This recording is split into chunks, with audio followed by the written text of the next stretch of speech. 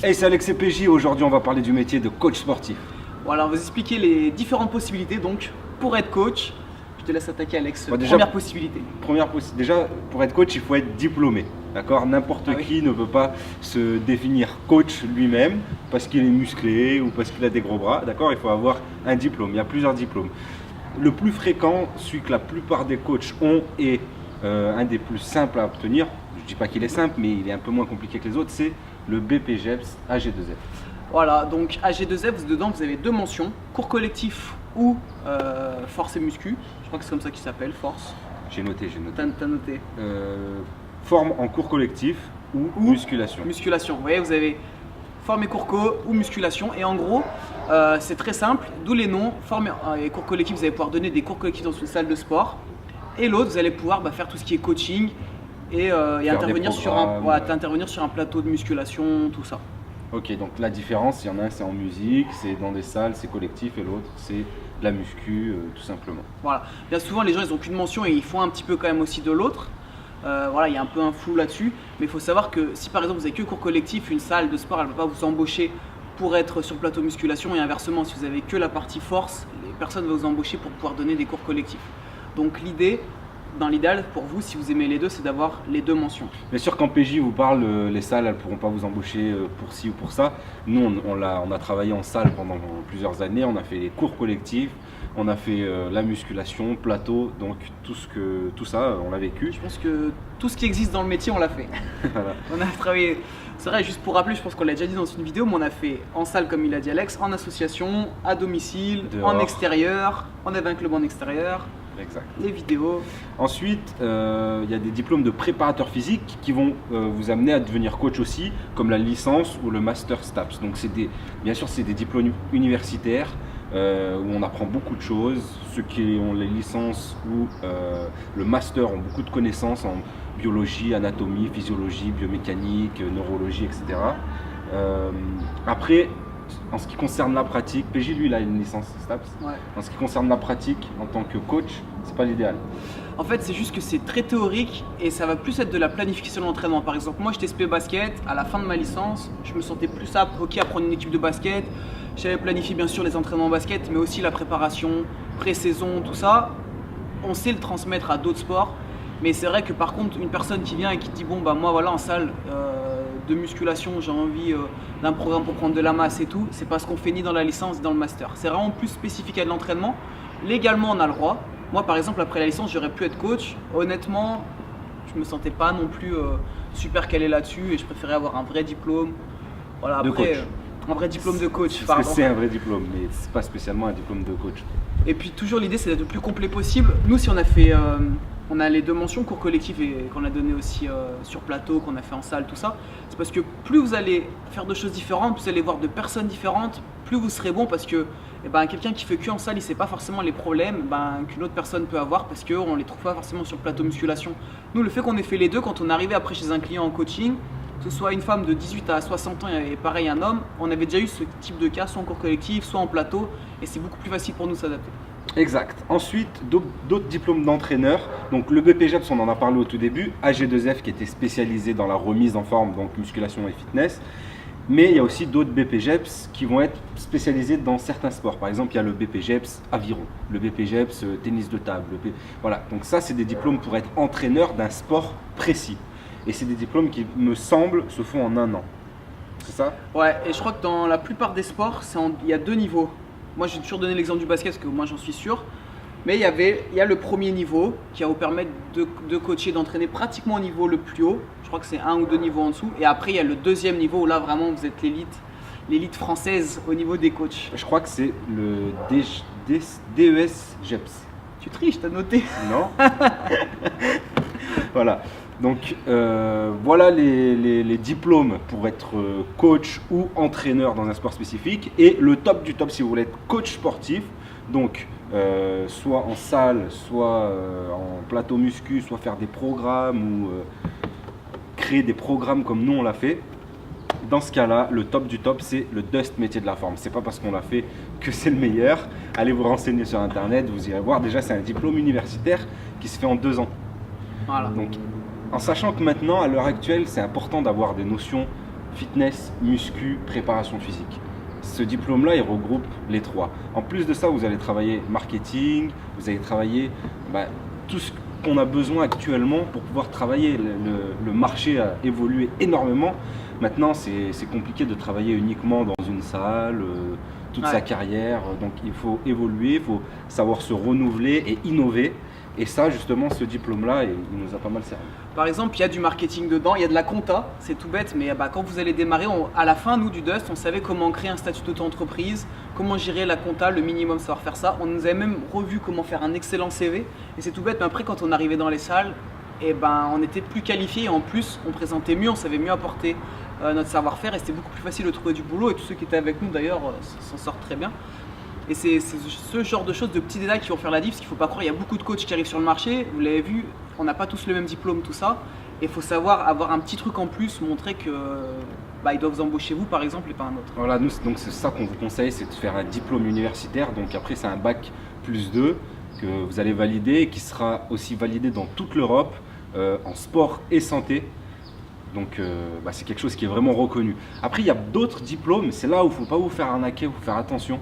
Il y a d'autres diplômes dans d'autres pays voisins, que ce soit la Suisse ou la Belgique, qui ne sont pas reconnus en France.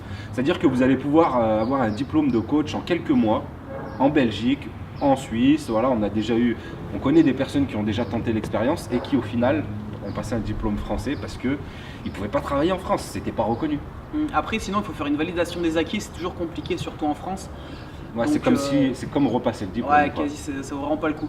Juste petite précision, c'est que nous on vous a dit qu'on avait fait le DOS. Le DOS est obligé d'avoir les deux mentions, c'est-à-dire de faire et cours collectifs et musculation, vous pouvez pas choisir. Si vraiment vous détestez les cours collectifs, que vous voulez faire que musculation, plateau, que vous êtes sûr de jamais toucher à autre chose, faites un BPGEPS, GFF et vous choisissez une mention.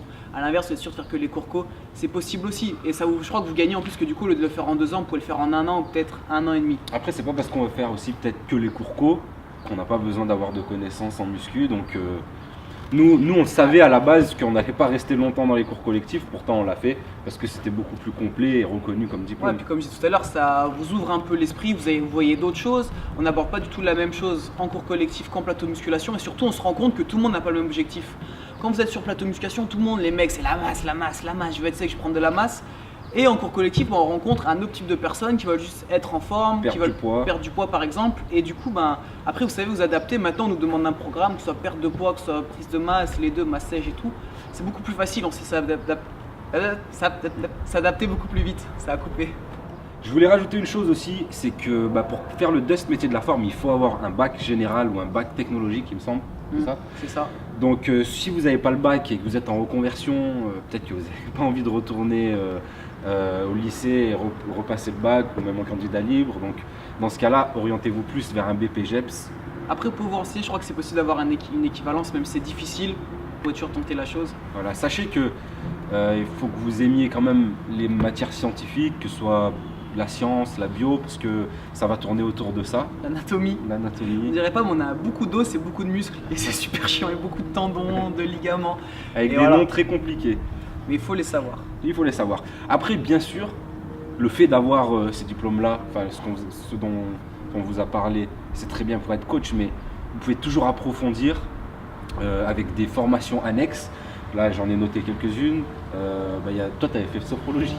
Moi, j'ai fait un certificat de sophrologie relaxation. Donc, ça va toujours faire rire Alex. Par correspondance. C'est ça. Ouais, c'est-à-dire que je le faisais à distance. En fait, en même temps que le DUST, je suivais les cours à distance. Vas-y, mais raconte, qu'est-ce que tu as fait quand tu avais passé ton diplôme? Et après, j'ai eu une semaine à Paris, vraiment pour compléter la formation et tout. Et tu as fait quoi pendant une semaine? J'ai dormi. Parce que voilà, je veux dire, j'étais étudiant, j'avais pas d'argent du tout.